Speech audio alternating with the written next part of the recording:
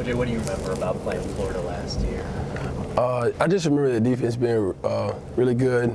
Those guys, they know how to play football, play fast, very physical.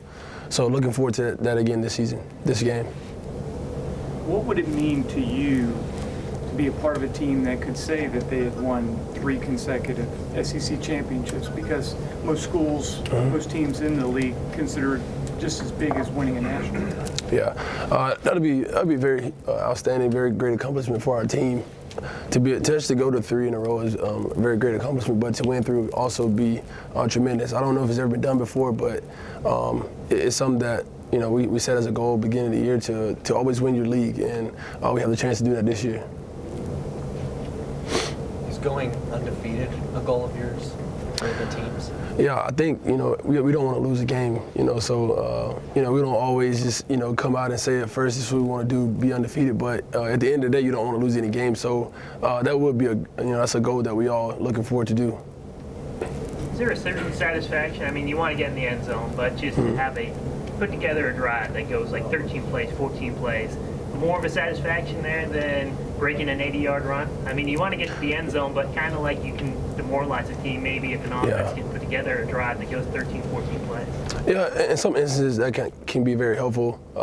Sometimes you can tire the defense. And at the same time, a 13-play drive, you can figure out, you're figuring out their weakness. You're figuring out plays that'll work against them the next drive. So in certain instances, you want to score. Sometimes just have a long drive that ends in a field goal also works. But I think we'd rather score. But having a long drive, you can demoralize the defense and figure out the weakness.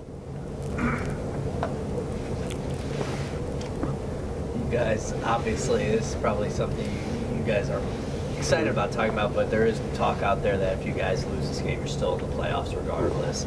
Do you feel that seeping into the locker room? Did anybody talk about it between you guys? No, we don't want to lose, man. I mean, that's not even on our mind. We couldn't even, fathom the feeling that would be to lose. So all we really focus on is trying to, come out and treat our opponent like everybody else and try to figure out the best way to win the game and to execute our plays. With all the success this program's had, it's been several years since Alabama's finished an undefeated season, I guess. What, just the fact that that's still on the table for y'all, what does that mean to you? It just shows that what we've accomplished so far this season.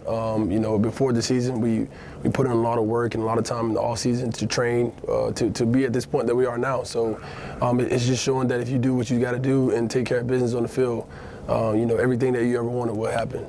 Coach Saban doesn't like to compare teams, but since you've been on a lot of good ones here, you may be a little different in voicing.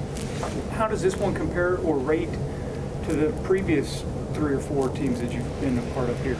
Yeah, I would just say, we started off, as a team that no one knew how we were going to be. We had a quarterback situation. We didn't know what the quarterback was going to be. So, it's been different. This team is, it's hard to explain this team from every other team because we're just different. Everybody knows their role. They play it well. Our defense have a lot of leaders. On that offense has a lot of leaders. So it's just a team that just came together to get one goal accomplished. So it's really an interesting team.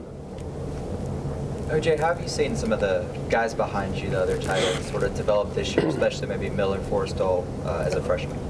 I think, all the tight ends are doing a great job of just adjusting to, the game plan and the game speed each week.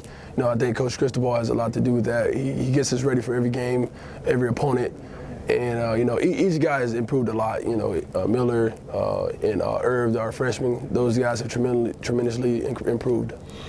Confident they'll be able to sort of take your role when you're gone? Yeah, no doubt about it.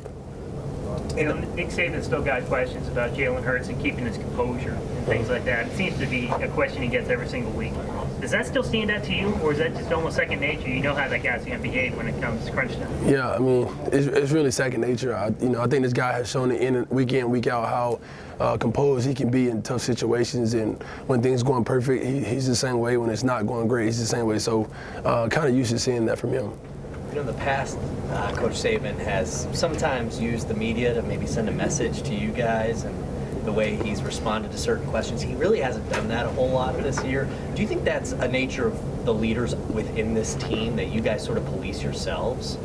Yeah, that could be. Yeah, I think that has something to do with it. You know, our leadership has done a great job this season of just keeping, you know, the team in great check and just keeping everybody focused on the main thing. So, you know, that keeps coach's job easy. You know, when we have leaders on the team that can do that. Let's do another 1 or 2 questions for O.J. Anything else? All right.